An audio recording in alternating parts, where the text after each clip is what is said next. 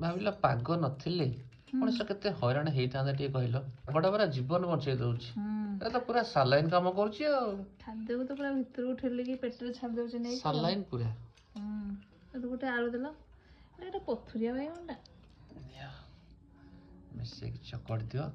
ଆହା, ଅତି ସୁନ୍ଦର ଚକଟା ତମର। ଖାଅ ତମେ। ଲଙ୍କାଟା ବାହାର କରିଦିଅ। ଲଙ୍କା ଟିକେ ଦଳି ଦିଅ। ଦଳିଛି ଆଜ୍ଞା। ଦଳିଛ? ଖାଇପାରିବନି ରାଗ। ଗରମ ଗରମ ଏଟା ଆମର ହଟକେସ୍ ରୁଟି। ଏଟା ହଟକେସ୍ ଭିତରୁ ବାହାରିଲା ମାନେ ଏଟା ହଉଛି ହଟକେସ୍ ରୁଟି।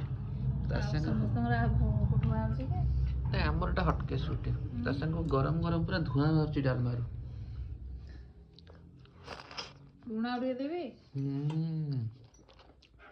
ବଢିଆ ହେଇଛି। ଭଲ ହେଇଛି। ଡାଲମା ସବୁ ଖାଇବ। ଡାଲମା ଟିକେ ଟିକେ କଲେ ବି ବହୁତ ହେଇଯାଉଛି। କେତେ କମେଇ କରିବି? ଓଃ, ବହି ଗୁଣ୍ଡ। ଥରେ ରୁଟି ଛିଡେଇ ଖାଇଲ ଯେ ତମ ପାଗ ପାଣି ଖାଇଲ 3 ଥର ଏକାବେଳେ।